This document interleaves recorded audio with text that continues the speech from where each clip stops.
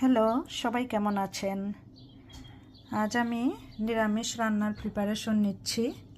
তো আমার শ্বশুর শাশুড়ি অ্যাকচুয়ালি হলিডেতে ছিলেন বাংলাদেশ আর ইন্ডিয়া। তো ওনারা আজ আসছেন আর ওনারা থার্সডে নিরামিষ খান। তো আমি সব ধরনের নিরামিষ রান্না করছি আর সব কিছু আগে আসলে গুছিয়ে নিলাম। তো এখানে আমি বাঁধাকপি কেটে রাখলাম, এই যে। আর বাঁধাকপিতে আমি একটু আলু দেব। এই যে আলুও কেটে আমি পানিতে ভিজিয়ে রাখলাম, না হলে আবার কালো হয়ে যাবে। আর এই বাঁধাকপিতে আমি পিনাট দেব। এই যে লন্ডনে কিন্তু পিনাট কাঁচা পাওয়া যায়, এর জন্য আমি একটু রোস্ট করে আমি স্কিনটা খুলে রাখলাম।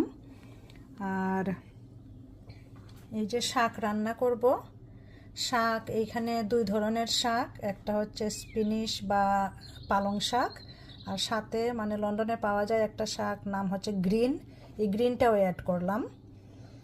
আর এই যে ফুলকপি আর আলু আমি ভেজে রাখলাম।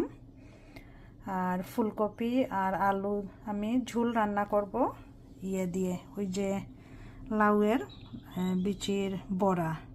তো লন্ডনে আসলে পামকিন সিড, কুমড়ো বিচি কিনতে পাওয়া যায়। তো আমি বীজটাকে গ্রাইন্ডারে ভেঙে তারপর পানি দিয়ে গুলে বড়া বানিয়ে নিলাম। তো এইটা দিয়ে আর আলু আর ফুলকপি দিয়ে আমি ঝোল করব। এই তো আমি প্রিপারেশন নিয়ে নিলাম। আর আমি যখন সবজি সবগুলো কাটছিলাম কিংবা আমার রান্নার প্রস্তুতি নিচ্ছিলাম, তখনই আমি মুগ ডালটা করে ফেললাম। তো মুগ ডালটা তো আমি একটু ভেজে তারপর রান্না করলাম। আর মুগ ডালে আমি ফোড়নে দিয়েছি আদা, 5 ফোড়ন, শুকনা মরিচ আর তেজপাতা। মুগ ডালটা থেকে কিন্তু খুব সুন্দর গন্ধ বের হচ্ছে। এই যে,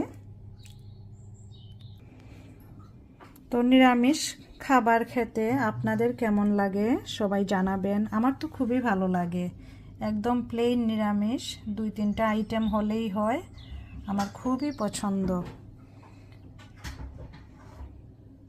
আর এইভাবে সব কিছু প্রিপেয়ার্ড হয়ে সব কিছু একসাথে কেটে ধুয়ে নিয়ে রান্না করার মজাই আলাদা, কষ্টও কম হয়, হাতের কাছে সব কিছু থাকে।